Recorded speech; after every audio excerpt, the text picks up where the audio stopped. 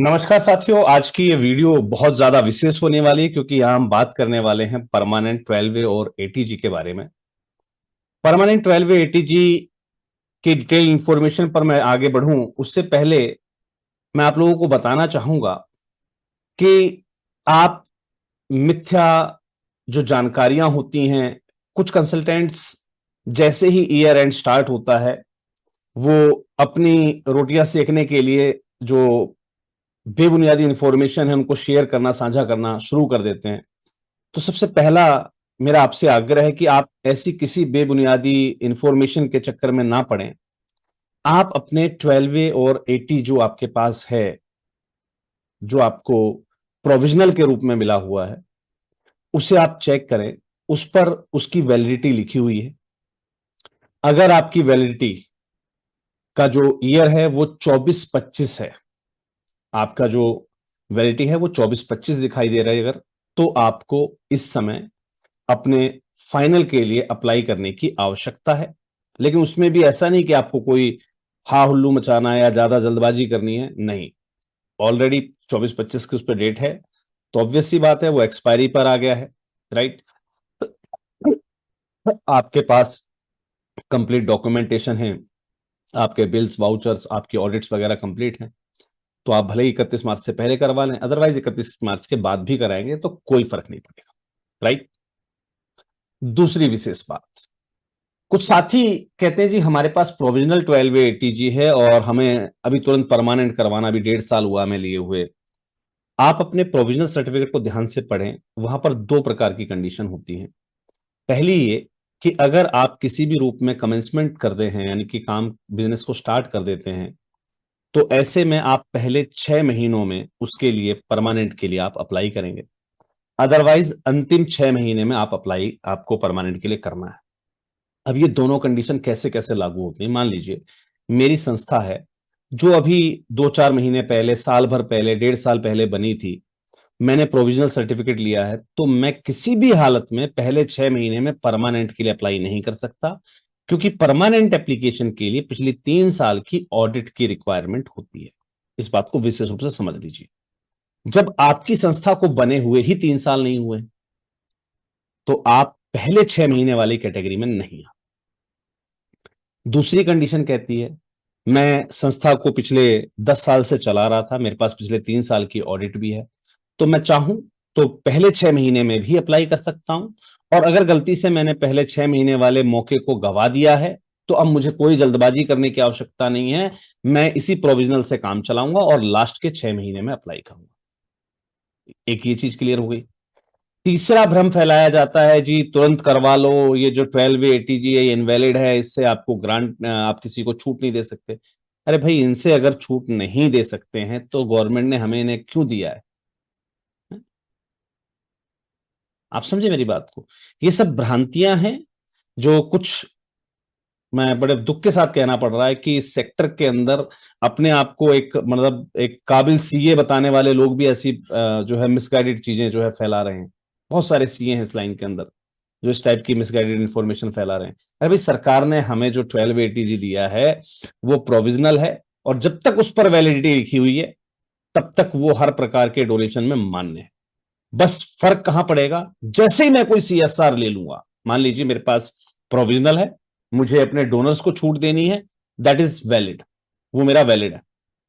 जैसे ही मैंने कोई ग्रांट ले ली, तो वो कंडीशन डिपेंड करती है सीएसआर एजेंसी के ऊपर। वो आपको कहेगी कि भाई आप में हमारा जो अप्रूवल है इसके बिहाफ पर आप अपना परमानेंट अप्लाई कर दो, तो आपका कमेंसमेंट की कैटेगरी में आ जाएगा वो, है ना। तो कमेंसमेंट का मतलब होता है जब आपने कोई सीएसआर लिया है उसके ऊपर। आप डोनर्स को छूट दे रहे हैं, उससे उससे कमेंसमेंट का मतलब नहीं है कोई भी। वो तो होता ही डोनर को छूट देने के लिए 12 एटीजी, है ना। तो 12 होता है आपके खुद के टैक्स को बचाने के लिए, एटीजी होता है अपने डोनर्स को टैक्स पर रिबेट देने के लिए। तो अपने टैक्स, अपने डोनर्स को आप टैक्स रिबेट दे रहे हैं, that is not called the commencement. Commencement का मतलब डायरेक्टली है आपके काम से कि आपको कोई सीएसआर फंड मिला है कि नहीं मिला। तो उस कंडीशन में कंपनी भी आपको टाइम देती है कि भाई आपके पास ये प्रोविजनल है, आप 6 महीने में, 1 साल के अंदर जो है इसको, या बिलिंग के टाइम तक जो है आप इसको परमानेंट करवा के आप इसकी डिटेल सबमिट करें। तो ये चीजें तो हो गई क्लियर। अब जिन साथियों ने ये भ्रामक जानकारियों के चक्कर में जो है परमानेंट 12 एटीजी के लिए अप्लाई कर दिया है, उनके पास कुछ नोटिस आते हैं। Let me show you, right, let me show you. मैं दिखाता हूं आपको। आपके पास आते हैं कुछ नोटिसेस।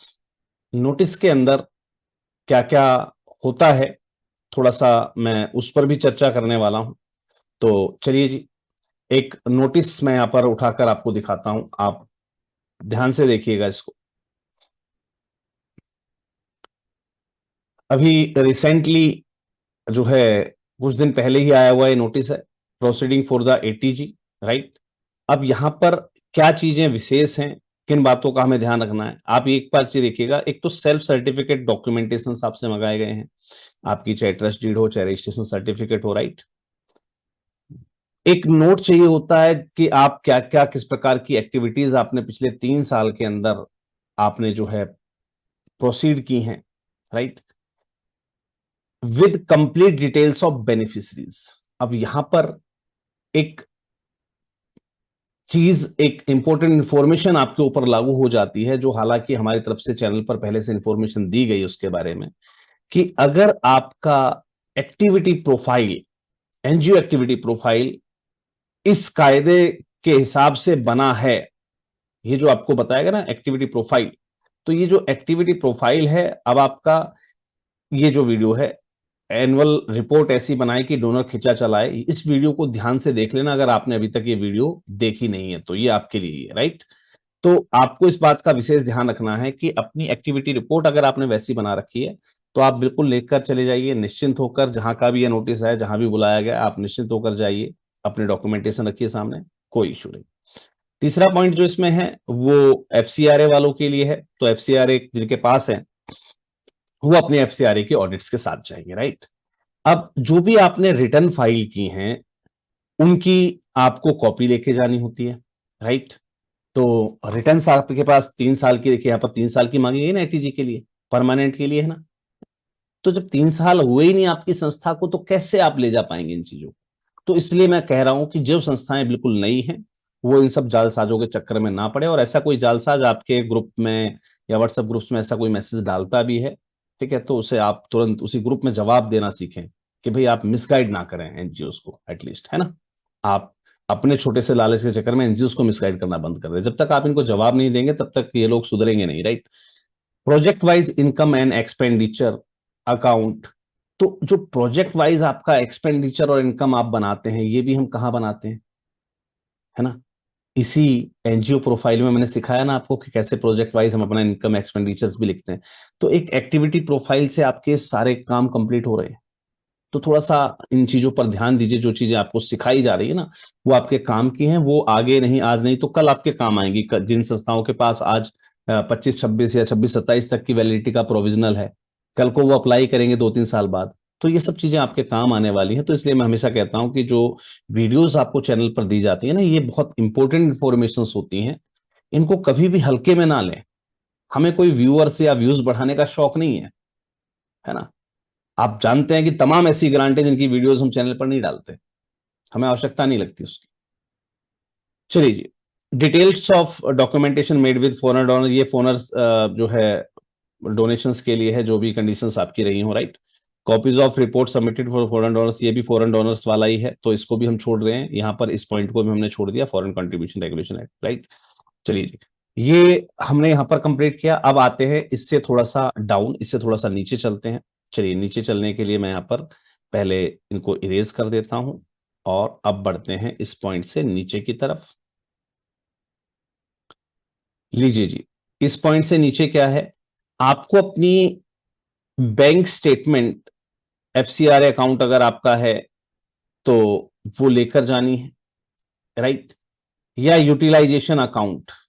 तो यूटिलाइजेशन अकाउंट जो होता है वो मोस्टली आपको पता होगा, अगर आपको कोई ग्रांट मिली थी, यहां पर एफसीआरए से मतलब नहीं, एफसीआरए को भूल जाइए, जिनके पास एफसीआर है वो उसका ध्यान रखेंगे।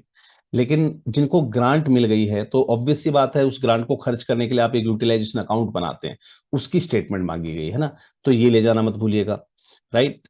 अब यहां पर है copy of report submitted foreign, ये तो हम ऑलरेडी खत्म कर चुके हैं क्योंकि ये फॉरेन वाला है, तो आपने जो रिपोर्ट सबमिट करते हैं आप उसके लिए था। चलिए, अब बढ़ते हैं नेक्स्ट पेज की तरफ। नेक्स्ट पेज में हमसे क्या क्या मांगा गया है। कॉपी ऑफ फाइनेंशियल स्टेटमेंट, अब ये आ गई हमारी एनजीओस के लिए, जो आपकी बैंक स्टेटमेंट है, फाइनेंशियल स्टेटमेंट है, राइट। बैंक स्टेटमेंट देखिए यहां पर लिखा हुआ ना, तो 3 साल की बैंक स्टेटमेंट्स वगैरह सब चीजें लेकर जानी है आपको। यहां पर evidence support of nature of the resource of receipt, जितने भी रिसिप्ट आपने काटी हैं उनका एविडेंस लेकर जाना है आपको, है ना। एक्सपेंडिचर जो आपने क्लेम किए हैं उसके रिसिप्ट आपको लेकर जाने, उसके एविडेंस लेकर जाने, भाई आपने कोई खर्चा दिखाया हुआ कि भाई मेरी ऑडिट रिपोर्ट में इतना खर्च दिखा रखा, उस खर्च का जो भी बिल्स है वो सब आपको लेकर जाने की आवश्यकता है, राइट।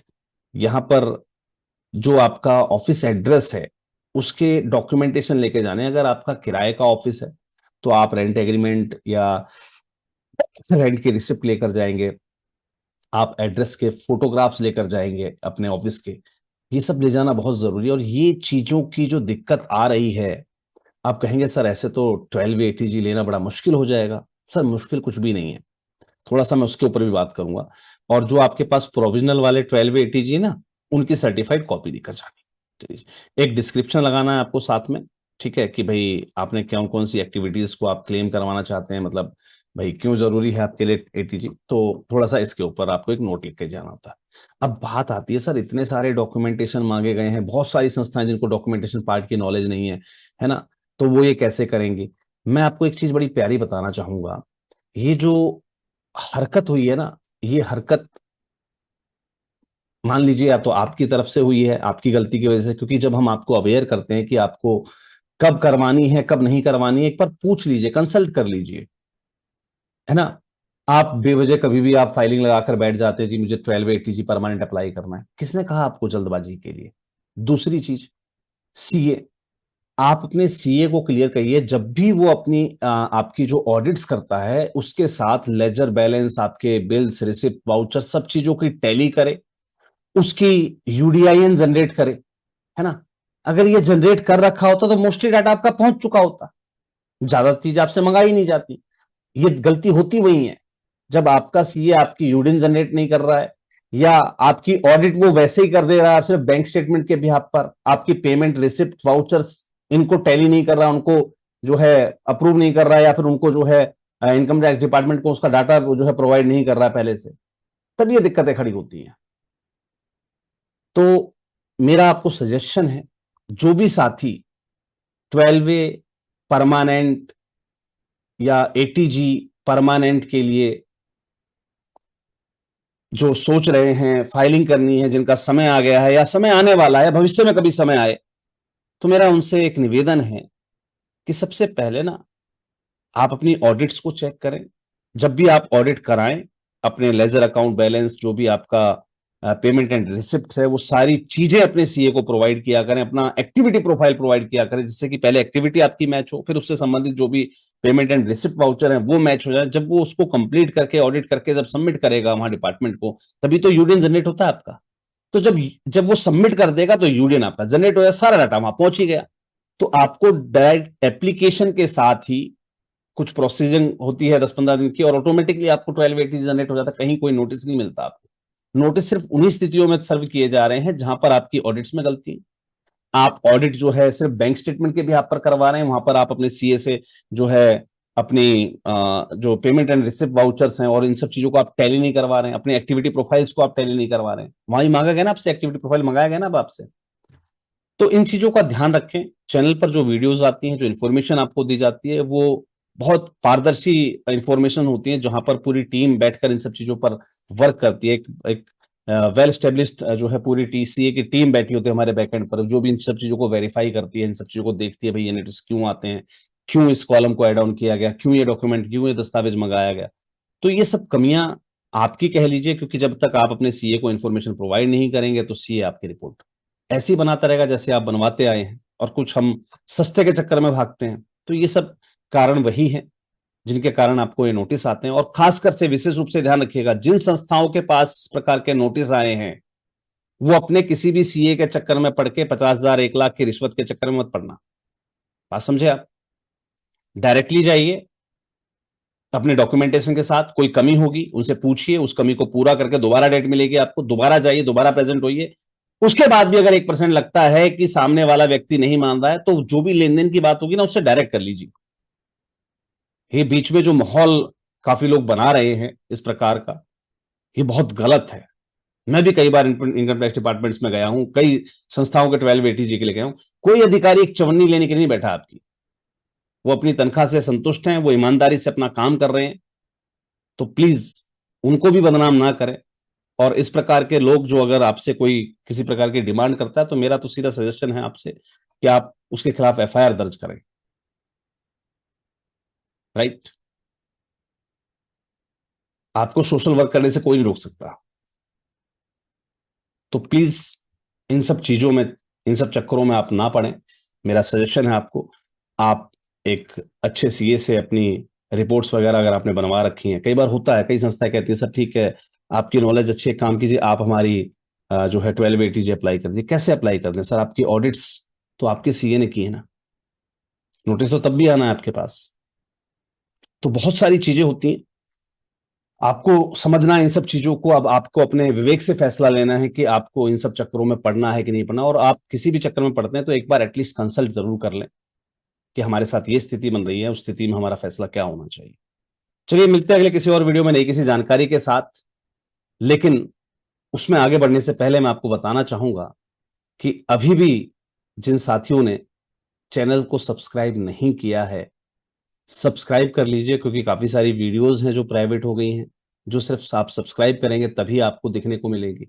और बहुत सारी ऐसी भी इंफॉर्मेटिव वीडियोस हैं जो सिर्फ मेंबर ओनली कर दी गई हैं। आप देख पा रहे होंगे चैनल पर मेंबर ओनली की वीडियो, आपके भी आप देखेंगे तो आपको पता लग जाएगी।